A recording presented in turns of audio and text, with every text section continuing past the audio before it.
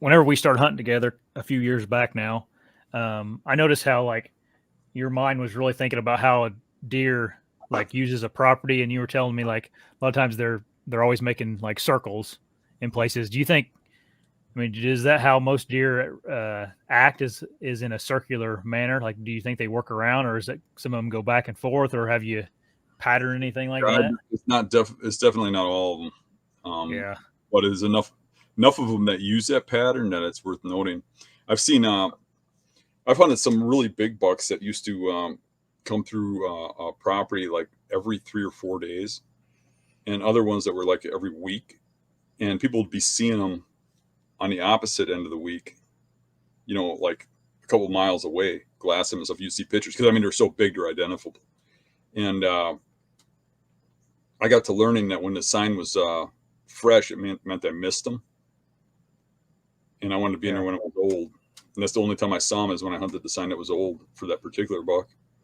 Um, but you have other bucks that just go from point A to point B and keep doing it. I mean, they're like people. Some people travel yeah, all over the country and are in a different state every day, and some people stay in their backyard and never leave their hometown. You know, um, it's you just have to learn the deer you're after. yeah. What like if a deer's going to make a circle, and this may be a hard question to answer, but what would a night look like for a deer? Like if he gets out of his bed and at 10 minutes before daylight or dark, what are they typically doing to make a circle? Like I guess how would you tell someone that has a deer on a circular pattern? What do they do? You know, that's a pretty hard question to answer.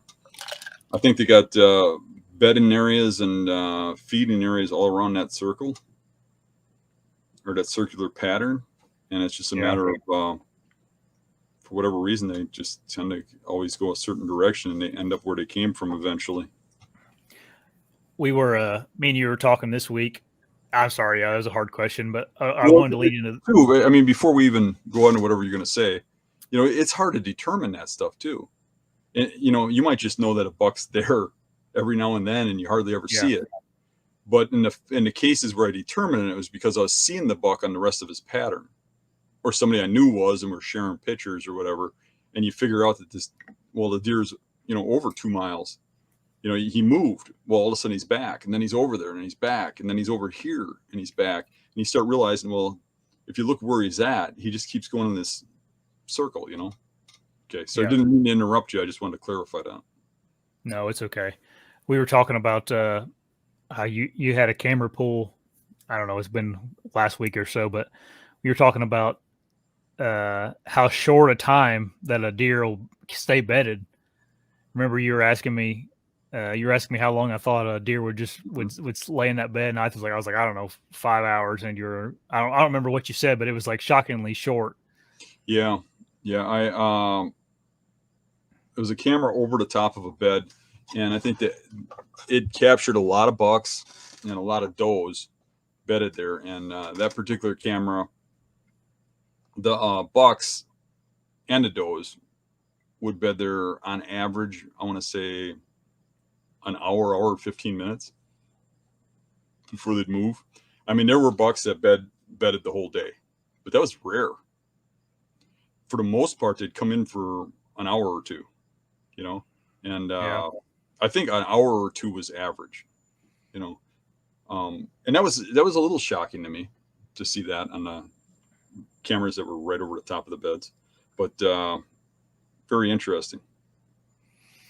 yeah. A guy just assumes that deer, lays there in the morning from 2 a.m. till whenever, and then lays. I don't know. You always assume that deer's been laying there a long time before you snuck in on it and on its Yeah, bed, and he may have. but to some part, I believe they are, because a Yeah, lot of those bucks would get up and leave, and a couple hours later they'd come back, and studying the cameras and then studying historical data on weather patterns, I found that most of the time when those bucks got up and left, it was when the wind shifted, yeah. and that was one bed in a bedding area.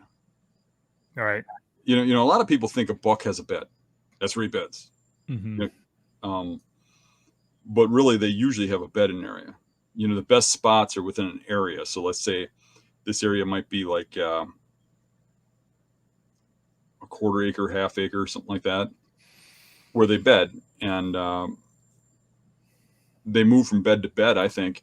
And I think when he gets up and moves, he's just moving over to another bed. He's still in the same bedding area. If you're hunting the same staging area, he's still in there. He's still coming out the way he comes out. And that's part of the reason that when I'm doing these bedding studies, I like to have the cameras on the area of the trails coming out of the bedding areas. Because then it doesn't matter what bed he bedded in. He's coming past the camera. Right. Yeah, that was a cool little observation you had on that camera. That was a camera you're kind of including in your study, right? Yeah, I'm gonna do a video coming up on that where I'm gonna break everything down in it and show some things I learned in there, some things that backs up what I've always said, and some interesting observations as well that kind of were surprising to me. Did you see that the bucks bedded longer like during daylight hours than at night? It was interesting. I saw a lot of nighttime bedding in that particular bed, in that particular study, a lot of daytime, a lot of nighttime. I assume they had to be feeding close by too, because they were coming right back, like after dark and bedding down, like they just fed up and then they're going to lay back down. Does and bucks. I noticed the does disappeared during the rut phases. Bucks were more in during in that particular bed in the phases of rut for this area. Yeah. Oh yeah. This camera was someone. It's not your camera, is it? It's one from a guy that gave you the SD card to look through it all. Yeah. We probably should have said that before. This isn't from the last couple weeks. Right. This is actually from last year. Yeah, last year information. Super cool though. Mm-hmm. I'm excited to see the video you make of it. I know it's going to be it's a lot of information to go through, and me and you were talking. Our minds aren't wired. It's so hard for me to graph stuff. But I started to. I made patterns and stuff. I looked at winds and stuff. It's really hard to graph winds because it's amazing how much the wind shifts while a buck's bedded, and then it seems like the buck gets up on the wind shifts. So you have to kind of make an assumption, and then if you're looking at east winds for a bed, and you got southeast, and then it changes south. Do you call that east, or you call it south, or you call it southeast? And you start getting a pretty wide variance, but you see some similarities. Like in this particular case, 90% of the time when a buck bedded there, it was a southerly wind, which is kind of different than what I would have expected. I would expect it to be more of a northerly or a west wind. Why is that? Because of the obstacle to the back. Oh. But south worked. What kind of terrain was it in? Swamp. Oh, okay.